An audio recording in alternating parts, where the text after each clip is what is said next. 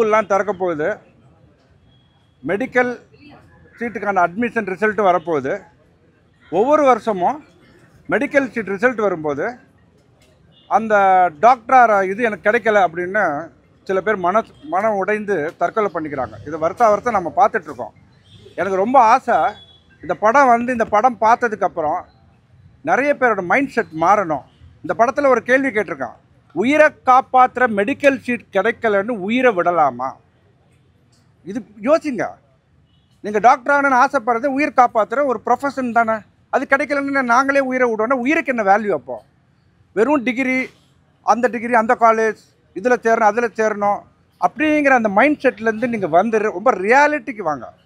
உங்களுக்குன்னு ஒரு தனி திறமை இருக்குது. உங்களுக்கு இந்த ஸ்கூல் அனுபவத்துலேருந்து ஒரு டேலண்ட் உருவாகிருக்கும். அதுக்கான கோர்சஸ் இருக்கும், அதுக்கான ஃப்யூச்சர் இருக்கும். அந்த மைண்ட் செட்டுக்கு வரணுங்கிற ஒரு தீவிரத்தன்மையோடு தான் நாங்கள் இந்த படத்தை எடுத்திருக்கோம். ஸோ அதனால தான் இந்த படத்தில் நடிச்சிருக்க எல்லாருமே ஸ்கூலில் ஒரிஜினலாக படிச்சுட்டு இருக்க ஸ்டூடெண்ட்ஸ் தான். அப்புறம் முக்கியமான விஷயம், இந்த வெற்றி தோல்விங்கிற மைண்ட் செட்டு தான் எல்லா பிரச்சனைக்கும் அடிப்படை காரணம். இந்த படத்தில் நான் சொல்லியிருக்கோம். ஏன்னா நம்ம ஜென்ரலாக நியூஸ் என்ன சொல்கிறோம், ஒரு பொண்ணை கத்தியால் குத்தி கொண்டுட்டான், ஐயோ அந்த பொண்ணு பாவம், அவர் செத்து போய்ட்டா, ஐயோ பாவம், சோகம், விரக்தி, கவலை, இப்படியே நம்ம நியூஸ் எத்தனை நாள் சொல்லிகிட்டு இருக்க போகிறோம். ஏன் இது நடக்குது?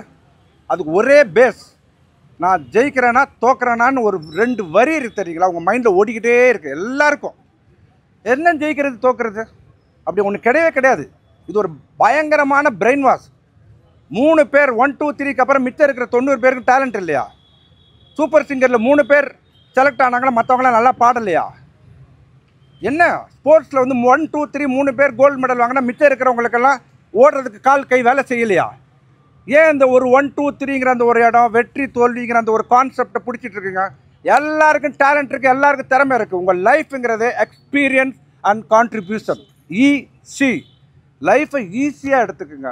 எப்போ பார்த்தாலும் அடுத்தவங்களை கம்பேர் பண்ணக்கூடாதுன்னு தான் என் தலைவன் இசைஞானி இளையராஜா சார் கம்பேரிசன் பண்ணாமலே ஈகோவை பார்க்கலனா தான் நீ பாஸ். வெறும் பாஸு, நான் 10th பாஸ், +2 பாஸ்னா அப்புறம் பெரிய சர்ஜன் டாக்டர் தற்கொலை பண்ணிக்கிறாரு, பெரிய தொழிலதிபர் தற்கொலை பண்ணிக்கிறாரு. எல்லாம் பாஸ் பண்ணிங்கல்ல ஸ்கூலில் காலேஜிலலாம். ஏன் வாழ்க்கையே பாஸ் பண்ணிட்டு போகிறீங்க? என்ன நடந்துச்சு உங்களுக்கு? எங்கே மிஸ் ஆனீங்க லைஃப்பில்?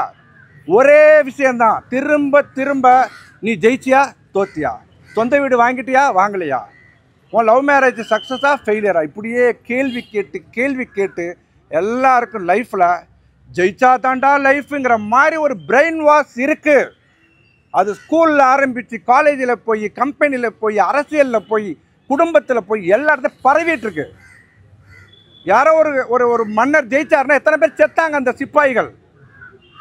எந்த மதம் ஜெயிச்சது? எத்தனை பேர் குண்டு வெடிப்பில் சாவுறாங்க? கேட்டால் எந்த ஒரு மதம் ஜெயிக்கிறது யாராவது கண்ணால் பார்த்துருக்கீங்களா? அதுக்கு தான் நோ கேஸ்ட் நோ ரிலிஜன் சர்டிஃபிகேட்னு இந்த படத்தில் நாங்கள் சொன்னோம். என்னைக்காவது ஒரு மதம் நின்று நான் ஜெயிச்சிட்டேன்னு சொல்லித்தேன் இல்லை. உங்கள் மனசுக்குள்ளே ஜாதி ஜெயிக்குது, மதம் ஜெயிக்குது. எங்கே ஜெயிச்சது அது? எங்கே தோத்தது அது? என்னைக்கும் ஜாதியும் ஜெயிக்கல, மதமும் ஜெயிக்கல. விளையாடுறாங்க எல்லாரும். Brain wash, master brain wash. இதை உடைக்கணும். யார் உடைக்கணும்? ஸ்கூல் ஸ்டூடெண்ட்ஸ் ஸ்டார்ட் பண்ணணும். அவங்க யோசிக்கணும்.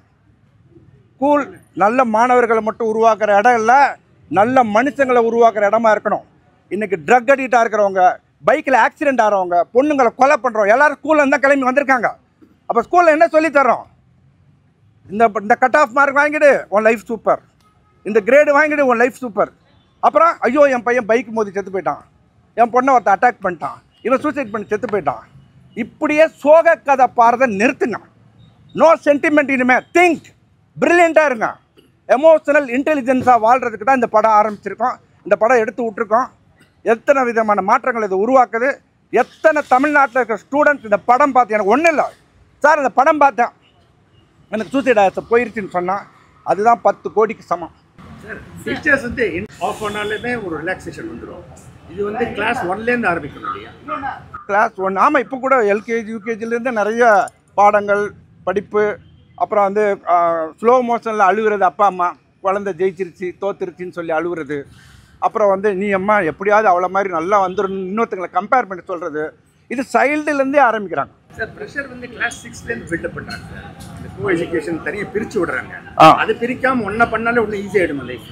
கோ எஜுகேஷனால நிறைய சால்வ் ஆகுன்னு நினைக்கிறீங்களா? நினைக்கிறேன் நான். கண்டிப்பா. கரெக்ட். பெண்களை பற்றின விட்டுடலாமே. இல்லை பெண்களை பற்றின பிரமிப்பு அகலணும்னா பெண் தோழியாக இருக்கணும். பெண்களை நல்லா புரிஞ்சுக்கணும். அனாட்டமி, கெமிஸ்ட்ரி இது மூலமாக பெண்ணை சரியாக புரிஞ்சுக்கிறது இஸ் கரெக்ட். அது தனியாக பாய்ஸ் ஸ்கூலில் படிக்கிறவங்களும் புரிஞ்சுக்கிறாங்க, கோ எஜுகேஷன் படிக்கிறவங்களும் புரிஞ்சுக்கிறாங்க. அது வந்து பேசிக்காக எது மேலேயும் பிரமிப்பு இருக்கக்கூடாது சார்.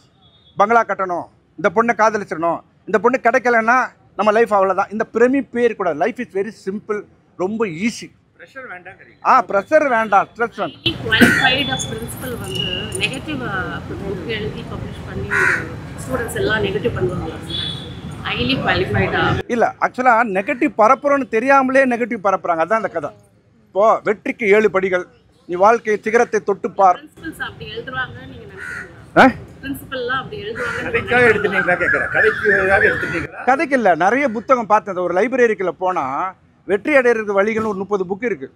அப்போ பார்க்குறவன் என்ன நினைப்பா, வெற்றி அடைஞ்சா மட்டும்தான் சொசைட்டியில் மரியாதை அப்படின்னு நினச்சி அவன் எதையோ ஒன்று படிக்கிறான். அவன் முன்னாடியே ஒரு கேன்டீன் சமைச்சு, அதாவது எனக்கு தெரிஞ்சு கேன்டீன் வச்சு நடத்தி சம்பாதிச்சிட்டு ஒரு பையன்கிட்ட இன்னொரு பையன் போய் விஸ்காம் ஃபீஸ் கட்டுறதுக்கு பணம் கேட்குறான்.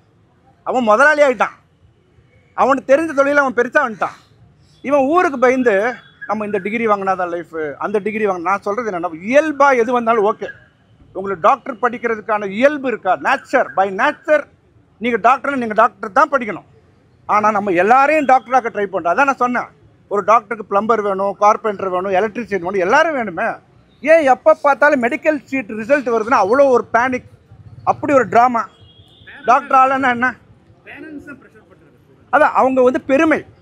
டாக்டர் ஆனால் ஒரு புகழ், ஒரு கௌரவம். அதான் சொன்னேன் பார்த்தீங்களா, யோகி பாபு டேல பிபி நார்மலாக இருக்கணும். ஸ்கூல்லையுமே வந்துட்டு ஃபோர்ஸ் பண்ணுறதே இல்லை சார். ஒரு நிமிஷம் தள்ளிங்க. எந்த ஸ்கூல்லையுமே வந்துட்டு ஃபோர்ஸ் பண்ணுறதே இல்லை. டீச்சர்ஸோ சரி, பிரின்சிபல்ஸோ சரி, நீங்கள் அப்படி தான் சொல்லிட்ட மாதிரி இருக்கு. யார் ஃபோர்ஸ் பண்ணுறாங்க? டீச்சர்ஸு, பிரின்சிபல் கூட வந்து அப்படி தான் பேசிட்டு மாதிரி சொல்லியிருக்கேன். ஆமாம். அவங்க என்ன ஆக்சுவலாக அவங்க வந்து ஃபோர்ஸ் பண்ணுற, ப்ரெஷர் பண்ணுறன்ற பிளானில் செய்யலை. அவங்களோட நம்பிக்கை என்னென்னா, இப்படி ட்ரெஸ் பண்ணாதான் டீசெண்டான ஜென்டில்மேன், இப்படி படித்தாதான் அவன் லைஃப்பில் செட்டில் ஆகணும். அவங்க ஒரு பிலீஃபில் இருக்காங்க. It's wrong belief. நிறைய பேர் எஜுகேஷன் இப்போ பார்த்தீங்கன்னா இன்ஸ்டிடியூஷனில் இருக்கிறவங்கன்னு சொல்லியிருக்கீங்களே, இன்ஸ்டிடியூஷனில் இருக்கிறவங்க தான் நீங்கள் மென்ஷன் பண்ணுறீங்க. புரியுது. இன்ஸ்டிடியூஷனில் இருக்கிறவங்கள தான் மென்ஷன். ஆமாம், இன்ஸ்டிடியூட் இப்போ பார்த்தீங்கன்னா முன்னாடியை விட கல்விங்கிறது ஒரு வியாபாரமாக நெருங்கிட்டு உங்களுக்கே தெரிஞ்சிருக்கும். ஏன் ஆச்சு? ஒரு ஹைப் கிரியேட் பண்ணுறாங்க. இந்த மாதிரி காலேஜில் படித்தாதான் அவங்களுக்கு ஃப்யூச்சர் இருக்கும். அந்த நான் என்ன சொல்கிறேன்னா, இந்த படத்தில் சொல்ல வர்றது மைண்ட் செட் ஆஃப் சக்ஸஸ். ஜாதி, நான் படத்தை டைலாக் வச்சுருக்கேன் பாருங்கள், நோ கேஸ்ட் நோ ரிலிஜன், எல்லாம் ஒன்றா இருங்க. நீங்கள் அல்லாவை கும்பிட்றீங்க, கிறிஸ்துவை கும்பிட்றீங்க, அம்மனை இருங்க, சொல்லி முடிச்சிடறேன். அம்மனை கும்பிடு, யாரை வேணா கும்பிட, ஒன்றா இருங்க. No caste no religion. நீங்க சார் மென்ஷன் பண்றீங்க. புரியல? நோ கேஸ்ட் நோ ரிலிஜன் சொல்லிட்டீங்க. ஆமா. சரி, படம் ஸ்மூத்தா போகுது. லாஸ்ட்ல வந்து அந்த சிலையை காட்டணும் என்ன அவசியம்? ஏது அம்மன் சிலையா? கண்டிப்பா. ஏன்னா அந்த படத்துல வந்து ஒரு பிரேயர் வைக்கிறோம். இப்போ பிரேயர் யார்ட்டையாவது வைக்கணும். கடவுளுக்கு எதிரான படம். நான் கூட ஒரு டைலாக் வச்சிருக்கேன், நாத்திகத்தை உருவாக்குனது கூட கடவுள் தான் ஒரு டைலாக் வச்சிருக்கேன். புரிதல் கொடுத்துட்டு வெட்டுனீங்க படத்துல. கடைசி வரைக்கும் எல்லாம் ஃபுல்லா புரிதல் சொல்லிட்டீங்க. ஓகே. கடைசி அந்த சிலையை காட்டணும் என்ன அவசியமா? இல்ல, சிலைங்கிறது ஒரு பிரேயர் சக்சஸ் ஆச்சு. நீங்க ப்ரே பண்ணுங்க சக்சஸ் ஆகும்னு சொல்றேன். அது ஜீசஸ் சிலையை காட்டலாம், ஏதாவது புத்தர் சிலையை கூட காட்டலாம். படத்துல நாங்க வந்து துர்கை அம்மன் சிலைக்கு கும்பிட்டதால அவங்களுக்கு நன்றி சொல்ற மாதிரி வச்சிருக்கோம். ஐ ஷுட் தேங்க் மை அம்மா, அப்பா, also my self. So yeah, இந்த ஃபிலிமை நீங்கள் எல்லாருமே பார்த்துருப்பீங்கன்னு நினைக்கிறேன். நிறைய டேக்அவேஸும் எடுத்துருப்பீங்க. ஆக்சுவலி நான் எல்லோரும் எங்கள் கொஸ்டின்ஸ் கேட்டவங்களாம் நல்லா ரொம்ப ஆவாத பார்த்தேன். பிகாஸ் நீங்கள் கேட்ட கொஸ்டின்ஸுக்குலாம் I guess you responded very well. And எல்லாருமே வந்து ஃபிலிமை பாருங்கள், because it has a lot of takeaways. And yeah, so இந்த ஃபிலிமில் no caste no religion. Yeah, let me bring it up. நோ கேஸ்ட்னு நாங்கள் சொல்கிறோம். ஆமாம், கேஸ்ட் பார்க்கக்கூடாது, ரிலீஜன் பார்க்கக்கூடாது. ஆனால் எல்லாருக்கும் ஒரு பிலீஃப் இருக்குல்ல. நாங்கள் வந்து ரிலீஜன்ஸை மதிக்க வேண்டாம்னு சொல்லலை. எல்லா சாமியும் இருக்குது. There is Ambal, there is Jesus, there is Allah, there is Buddha, there is Mahavira. we respect everything, okay? So நாங்கள் ஒன்றும் இந்த படம் ஆரம்பிக்கிறதுக்கு முன்னாடி we had personally believed in Durgai Amman, so last song was dedicated to Durgai Amman. I think இதை நீங்கள் நல்லா கான்ட்ரவர்சியாக எடுத்துக்க வேண்டாம்னு நினைக்கிறேன். I think there's 90% of good things are there. It's full of film, full of 90% of good things are there. அதில் point out பண்ணுற மாதிரி எதுவுமே இல்லைன்னு நான் ஃபர்ஸ்ட் ஆஃப் ஆல் கன்க்ளூட் பண்ணிக்கிறேன். Thank you first of all. Yeah.